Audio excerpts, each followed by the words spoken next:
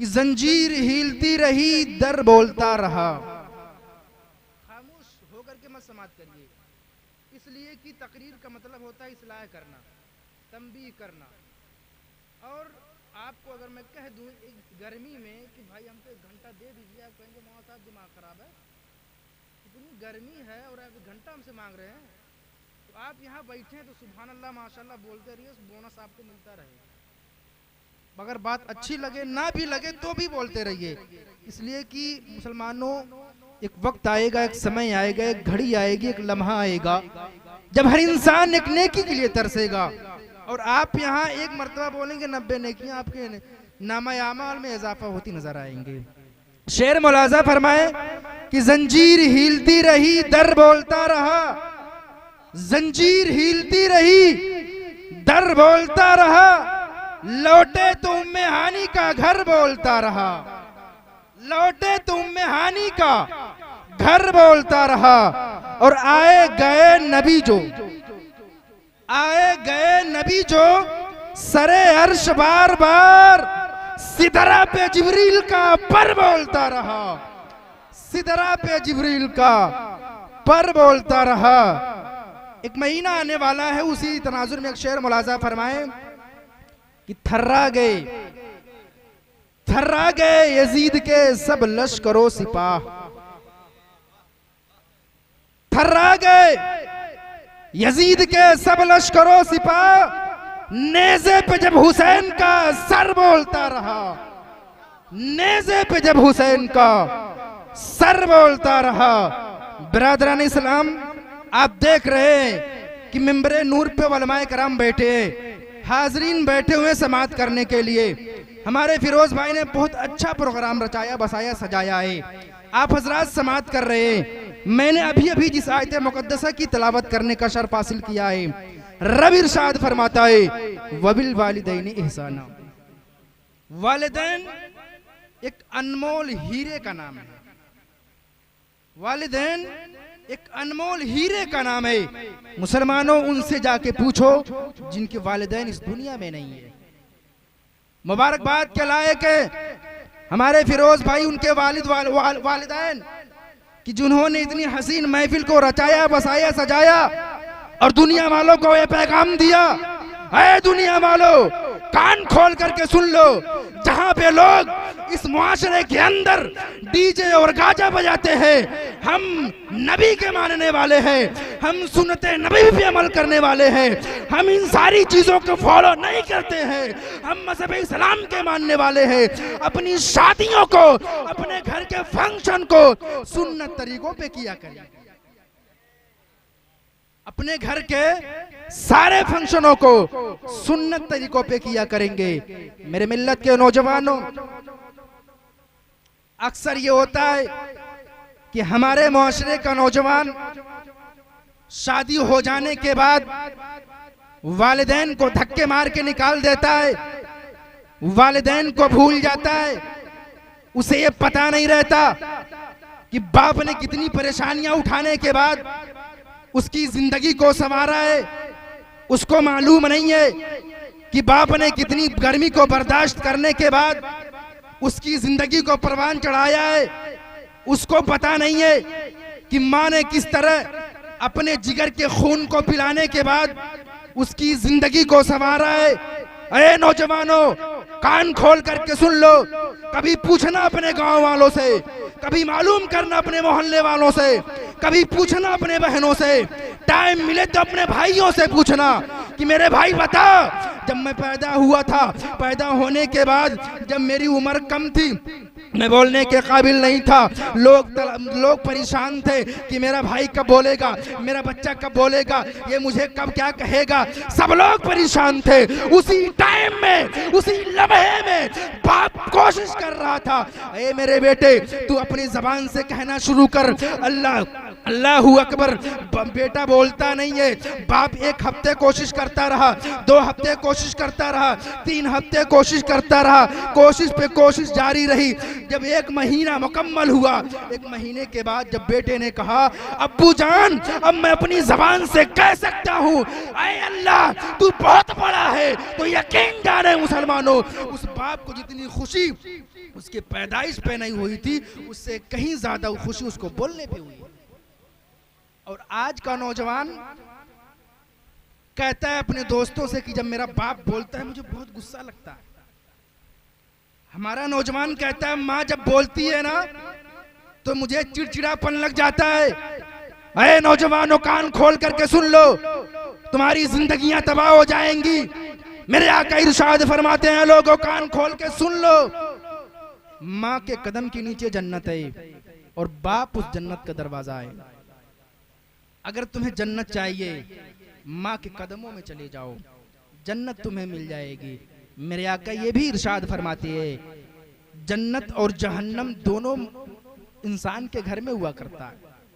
सहाबा ने पूछा, या रसूल अल्लाह, जन्नत और जहन्नम दोनों एक जगह कैसे है, एक घर में कैसे है?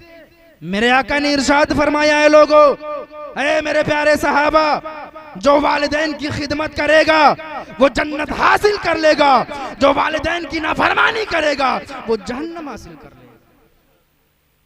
गोया हमें होना ये चाहिए कि शादी हो जाने के बाद हमें ये भी ख्याल रखने की जरूरत है कि हमारे वालिदैन ने किस तरह हमारी जिंदगी को परवान चढ़ाया है। आज का नौजवान, उसके पास जब माँ का कॉल आता है ना, इग्नोर कर देता है, वो काट देता है कि माँ का फोन नहीं उठाऊंगा, माँ से बातें नहीं करता है। उस नादान को मालूम नहीं है कि माँ ने अपनी जिंदगी में, आप देखें, अभी आज अगर कह दूं इस महफिल का एक नौजवान आकर के अपनी उंगली काट दे, कहेगा नहीं काटूंगा हज़रत, मैं पागल हूं। नौजवान कहेगा हज़रत मैं पागल हूं। आप अपने जहन को करीब करें, बच्चा माँ के शिकम में, अभी वो दुनिया में तशरीफ नहीं लाया, माँ के शिकम में जब उसके माँ को दर्द और तकलीफ महसूस हुई, घर वालों को बताया, घर वालों ने हॉस्पिटल पहुंचाया, डॉक्टर ने हल्की आवाज में कहे, हम तभी कामयाब हो पाएंगे जब ऑपरेशन करेंगे। ऑपरेशन का मतलब समझते हैं ना, डॉक्टर चीर देता है, पेट काट देता है, चीर देता है, चीरने के बाद बच्चे को बाहर निकालता है, उसकी जिंदगी को संवारता है। और हमारा नौजवान अपने माँ के लिए टाइम पे दवाइयां लाके देने के लिए तैयार नहीं है। हम किस तरफ जा रहे हैं मुसलमानों? किस मुआशरे को हमने अपनाया है, किस रविश को हम इस्तेमाल कर रहे हैं? मुसलमानों, कान खोल करके सुन लो, अगर आज नहीं संभलोगे तो कभी नहीं संभल पाओगे। अगर जिंदगी सलामत चाहते हो, दुनिया के अंदर कामयाब होना चाहते हो, आखिरत में जन्नत चाहते हो, माँ के कदमों में चले जाओ और माँ से दुआएं लिया करो। एक वाकया मेरे जहन में आ रहा है, हज का मामला भी चलने वाला है, चल रहा है, चलने वाला नहीं बल्कि चल रहा है। एक अल्लाह के बहुत बड़े वली है जिनका नाम हजरत मालिक बिन दीनार है।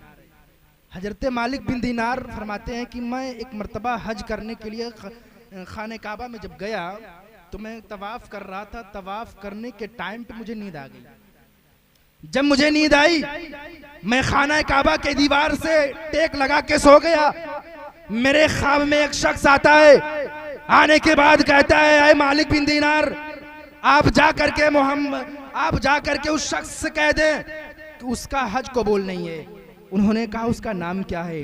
उन्होंने बताया उसका नाम हारून बल्खी है। उसे जाके कह दें उसका हज मुकम्मल नहीं हुआ, रब ने उसके हज को कबूल नहीं किया है। अब हजरत मालिक बिन दीनार फरमाते हैं, जब मैं नींद से बेदार हुआ होने के बाद मैं लोगों को तलाश करने लगा, लोगों से पूछने लगा कि बल्ख के रहने वाले कहाँ रहते हैं, उन्होंने अपना किला कहाँ लगाया है, वो कहाँ कयाम कर रहे हैं। जिस कंट्री का जो लोग, जिस कंट्री से लोग जाते हैं वहाँ का झंडा लगा होता है, ये शनाख्त होती है कि इंडिया से जाएगा, इंडिया का झंडा यहाँ मुकीम होगा, तो लोगों को पता चल जाता है कि हाँ ये इंडियन है। दूसरे ममालिक से आएंगे तो ये भी झंडा लगा रहता है, लोगों को पता चल जाता है कि हाँ वहाँ के लोग हैं। बल्ख का वो आदमी जिसका नाम हारून बल्खी है, उनके पास गए तो उन्होंने देखा कि एक कुटिया है, उस कुटिये के अंदर वो बैठ के अल्लाह की इबादत कर रहे हैं, नफिल पे नफिल पढ़ रहे हैं। लोगों से जब पूछ रहे थे, लोगों ने कहा आप किसकी तलाश में हैं, आपको मालूम नहीं है वो अल्लाह का बहुत करीबी आदमी है, वो अल्लाह का दोस्त है, दोस्त। हजरत मालिक बिन दीनार फरमाते हैं अगर वो अल्लाह का दोस्त है उसका हज मुकम्मल क्यों नहीं हुआ, अल्लाह ने उसके हज को कबूल नहीं क्यों नहीं किया। जब इतनी बात उन्होंने अपने जहन में सोचा तो उनकी जब मुलाकात हुई तो उन्होंने देखा कि वो इबादत में है, रियाजत में है, तस्बीह गिन रहे हैं, लोगों से बातें नहीं कर रहे हैं, लोगों से दूरी बनाए रखे हैं। जहां पे लोग कयाम कर रहे हैं वहां से दूर उनका मामला है, सारे लोगों से दूर रहते हैं, किसी से बात नहीं करते। लोगों ने उन्हें बताया कि वो रात बारात इबादत करते हैं, दिन दिन भर रोजा रखते हैं, कई साल रोजा रखते हैं। जब इतना मामला हुआ ना, उन्होंने कहा मैं एक पैगाम लाया हूं, मैं एक पैगाम लाया हूं। उन्होंने कहा पैगाम नहीं मालूम, मैं तुम्हें बताता हूं पैगाम क्या है। क्या आपका नाम मालिक बिन दीनार है? क्या आपका नाम मालिक बिन दीनार है? उन्होंने कहा हाँ मेरा नाम मालिक बिन दीनार है। आपको कैसे मालूम? मेरी मुलाकात पहली बार हुई है, मैं आपको जानता नहीं, आपको पहचानता नहीं, आपसे कभी मिला नहीं, आप मेरा नाम कैसे जानते हैं? उन्होंने कहा मैं आपका नाम ही नहीं जानता, मैं ये भी जानता हूँ आप खबर कौन सी लाए हैं। आप खबर ये लेकर के आए हैं कि अल्लाह के तरफ से ये पैगाम आया है कि हारून बल्खी का हज मुकम्मल नहीं हुआ है, उसको कबूल नहीं हुआ है। अब हजरत मालिक बिन दीनार सोचने लगे कि इनको मैंने बताया नहीं, आखिर बात क्या है, पहले से मालूम क्यों हुए, कैसे जानते हैं सारी बातें। जब पूछने लगे ना तो उन्होंने कहा आपको मालूम नहीं है, मैं 24 साल से हज के लिए आ रहा हूं। कितने साल से? नारा लगा ले, नारे तकबीर, नारे तकबीर, नारे रिसालत, नारे रिसालत, वलमाए अहले सुन्नत, वलमाए अहले सुन्नत, नारे तकबीर, नारे रिसालत। आपने कभी ऐसा नहीं देखा होगा कि खतीब दूसरे खतीब के लिए नारा लगाए, कभी कभी हुआ करता है। ये हमारी मोहब्बत है इनसे, ये भी हमसे बहुत मोहब्बत फरमाते हैं और मुझसे बड़े भी हैं उम्र में, इल्म में, सारी चीज़ों में, और स्टेज पे बैठे हैं मेरी पुश्त फनाई फरमा रहे हैं। हज़रत कोई गलती हो जाएगी तो इस्लाह फरमाइएगा। पढ़िए दुरूद पाक अल्लाहुम्मा सल्ली अला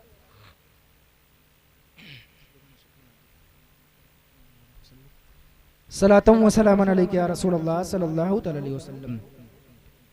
उन्होंने कहा मैं 24 साल से आ रहा हूं और 24 सालों में हर साल कोई अल्लाह का वली आता है और मुझ तक ये पैगाम पहुंचाता है कि ऐ हारून बल्खी, तुम्हारा हज अल्लाह ने कबूल नहीं किया, तुम वापस चले जाओ वापस। उन्होंने कहा मामला क्या है, आप 24 सालों से आ रहे हैं, आपका हज मुकम्मल क्यों नहीं हो रहा है? आखिर आपने खता कौन सी की है, आपने गुनाह कौन सा किया है? उन्होंने कहा मामला ये है, मैं बहुत रईस आदमी था, मैं बहुत मालदार आदमी था, मैं शराब भी पीता था, शराब बेचता भी था, मेरी माँ जो थी अल्लाह की बहुत बरगुज़ीदा बंदी थी, नमाजी थी मेरी माँ। अल्लाह तबारक व तआला के बारगाह में मेरी माँ गिरिया बाजारी करती थी। एक बार मामला यह हुआ, रमजान का महीना था, मैं शराब के नशे में अपने घर आया, आने के बाद अपनी माँ से कहने लगा अम्मी जान मुझे खाना दो, मुझे भूख लगी है। माँ ने कहा नादान, एक तो शराब के नशे में है, दूसरी बात यह रमजान का महीना है, इस महीने में भी तू शराब पी रहा है। तीसरी बात यह है कि रमजान के महीने में रोजा भी नहीं है और जो रोजे से है उनका एहतराम भी नहीं कर रहा है, जो रोजे से है उनका एहतराम भी नहीं कर रहा। तुझे ये भी नहीं मालूम कि मैं रोजे से हूं और मुझसे खाना मांग रहा है? होना तो ये चाहिए, इस्लाम की पहचान ये है, हमारे मजहब इस्लाम की खूबसूरती ये है मुसलमानों, अगर कोई रोजेदार है ना उसके सामने पानी का एक घूंट नहीं पीना चाहिए। और हमने मजाक बना के रखा है, हर चीज को तमाशा बना के रखा है। अभी एक वीडियो बहुत तेजी से वायरल हो रहा है कुर्बानी का, एक जानवर है जो कुंफू करता है, वो मैं इसमें कहने के लायक नहीं, वो कुंफू करता है, तो लोग उस पर बहुत तेजी से वायरल बना रहे हैं। मेरे भाई ये कुर्बानी है, तुम्हारे अब्बा का वलीमा नहीं है। कुर्बानी है कुर्बानी, तुम्हारे बाप का वलीमा नहीं है जो इस तरह तुम मजाक बना के रखे हो। अल्लाह ने एक मर्तबा कहा खलील अपने बेटे को कुर्बान कर दिया, जो कई दुआओं के बाद, कई सालों के बाद, कई इबादतों के बाद मिला था उनको। अल्लाह की खुशनुदी के लिए वो तैयार हो गए। मुसलमानों आज हमने मजाक बना के रखा। हज़रत हारून बल्खी फरमाते हैं कि मेरी वालिदा गुस्से में आकर के मुझे डांटने लगी, मैंने अपने माँ को एक तमाचा मारा। आज का नौजवान यही तो कर रहा है, माँ के गिरबान को पकड़ता है, माँ की कलाई को पकड़ता है, माँ को गालियां देता है। ऐ नौजवानों कान खोल करके सुन लो, माँ को गाली देने वालों कान खोल करके सुन लो, अगर माँ तुम्हारे लिए बद्दुआ कर देगी, यकीन जानो किसी भी पीर के पास चले जाओ, किसी वली के पास चले जाओ, तुम्हारे लिए भलाई की दुआ नहीं कर सकता। अगर माँ तुम्हारे लिए दुआ कर दे तो यकीन जाने कितने भी लोग आकर के आपके लिए बद्दुआ करें, आपके कोई बाल नहीं बाका कर सकता है। हारून बल्खी फरमाते हैं मैंने माँ को तमाचा मारा, तंदूरा जल रहा था, मेरी माँ तंदूरे में चली गई, तंदूरा में आग भड़क रहा था, वो तंदूरे में गिरी और मर गई। मैं शराब की नशे में था। जब सुबह में होश में आया, मैंने लोगों से पूछा, है लोगों मेरी माँ कहाँ है? मेरी माँ घर में दिख नहीं रही है। लोगों ने कहा नादान तेरी माँ का इंतकाल हो गया। लोगों ने कहा जब तेरी माँ का इंतकाल हो गया मेरे होश खराब हो गए।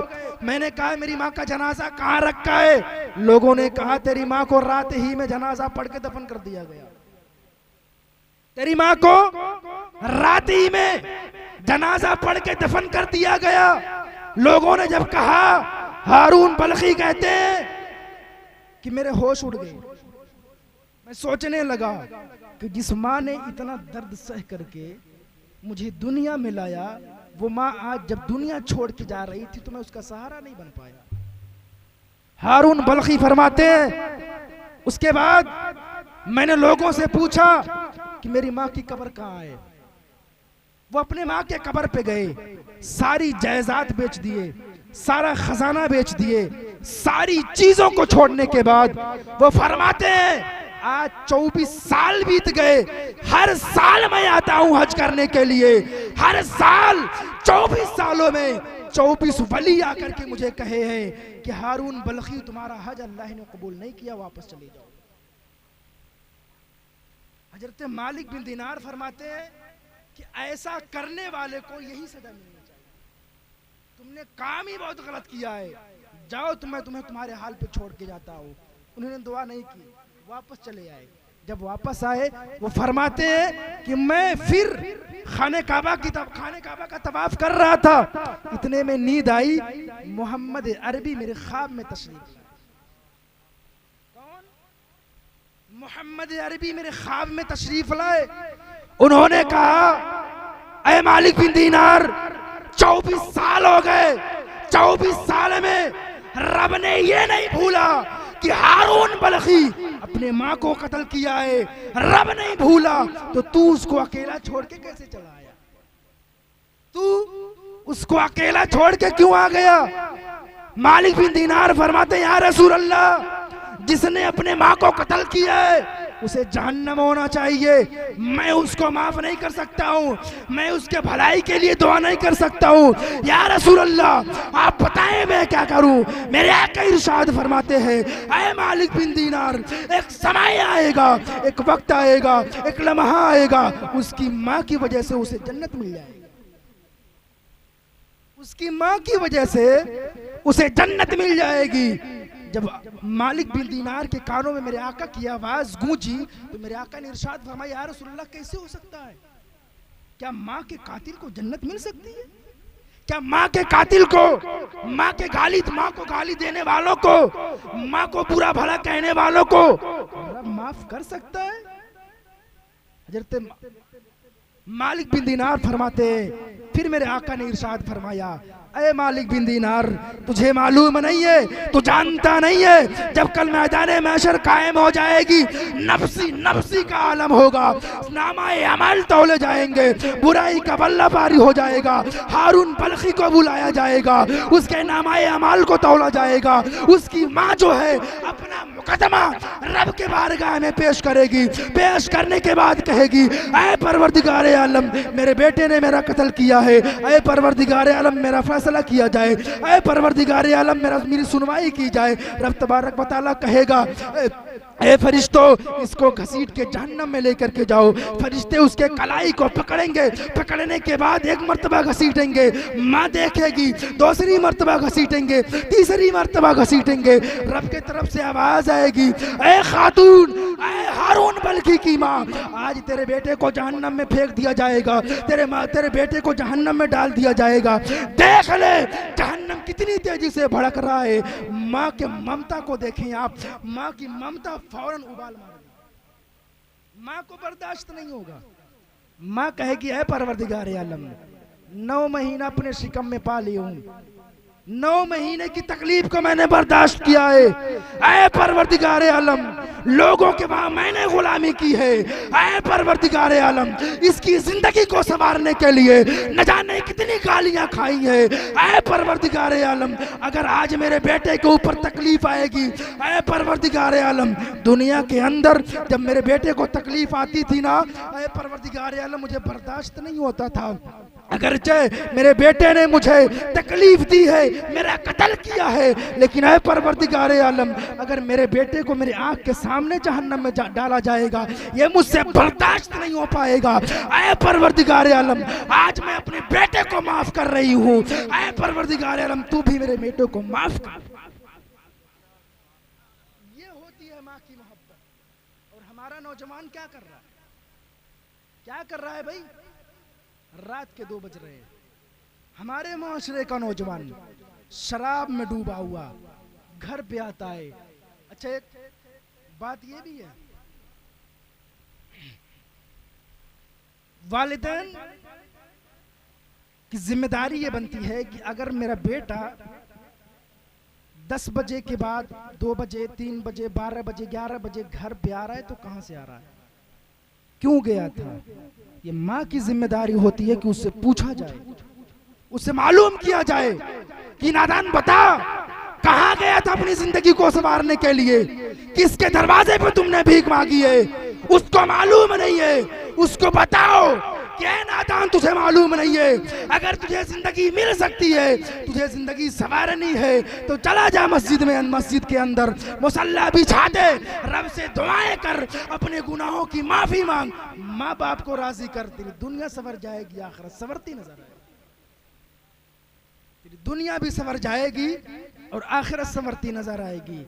मुसलमानों, मेरे बोलने में, आपके सुनने में अगर गलती हुई हो तो मैं तौबा करता हूँ। अस्तगफिरुल्लाह रब्बी मिन कुल्लि ज़ंबि व अतूबु इलैह।